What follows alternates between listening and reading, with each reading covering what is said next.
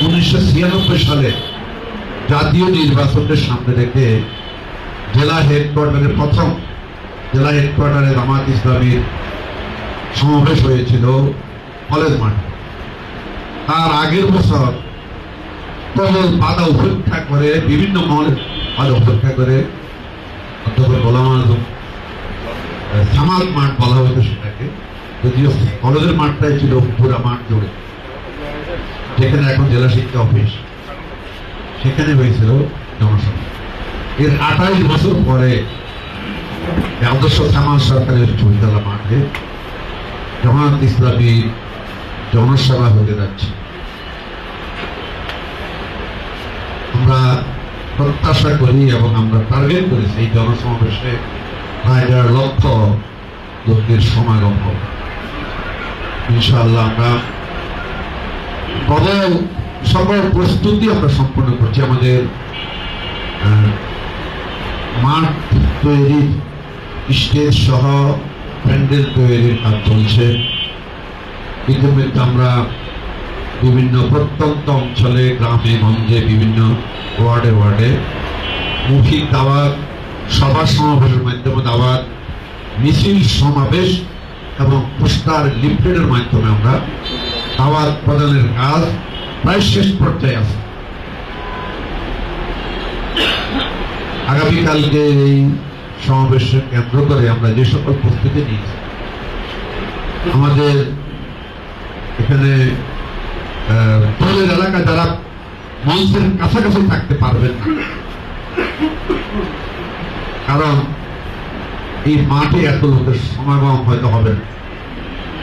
আমরা যদি সত্যিই যে হারে সাড়া পেয়ে পাচ্ছি বিভিন্ন এলাকা থেকে আসার জন্য, সবচেয়ে বড় সংকট দেখা দিয়েছে লক্ষ্মীপুরের গাড়ির সংকট। যার লোক সমাবেশে আসতে চায় সেই পরিমাণ গাড়ি লক্ষ্মীপুরে নেই। বিভিন্ন জায়গায় লোকরা আসার জন্য উদ্গ্রীব হয়ে আসছেন এবং কিভাবে আসবে এটা নিয়ে অনেকেই চিন্তা করে। সেই হিসাবে সমাবেশের কাছে গিয়ে অনেকে নেতৃবৃন্দকে দেখা বা সমাবেশ উপস্থিত হওয়া হয়তো কাছে দিতে পারবে না।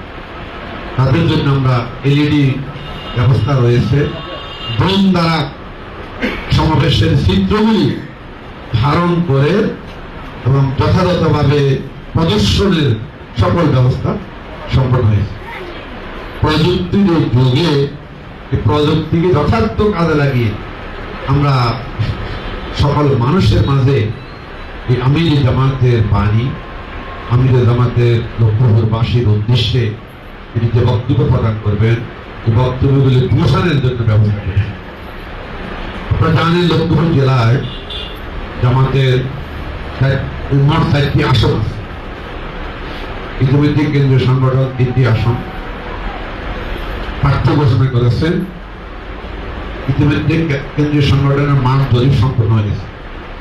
মাঠ জরিপ করে আবারও প্রার্থী ঘোষণা করবেন কেন্দ্র থেকে। বাকি আসনটি সহ বাকি আসনটি তৃণমূল পর্যায়ের মতামত গ্রহণ করা হয়েছে।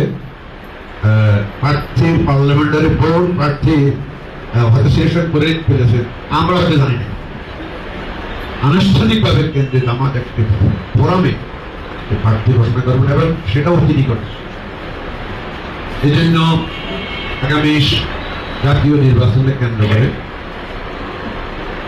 এই দেশের গোটা দেশের মানুষকে আমির জামাত যেভাবে বিভিন্ন জায়গায় ছুটে যাচ্ছেন এবং বিশেষ করে 5ই আগস্টের পরে মানুষ যে আগামী দিন জাতিকে একটা নির্দিষ্ট লক্ষ্যে পৌঁছানোর জন্য প্রত্যাশা করছে, জামাত জাতির প্রত্যাশা পূরণে সর্বাত্মক চেষ্টা করছে, যাতে আগামী দিনে একটি সৎ এবং যোগ্য লোক এই দেশের রাষ্ট্র ক্ষমতায় প্রতিনিধিত্ব করতে পারে জনগণের।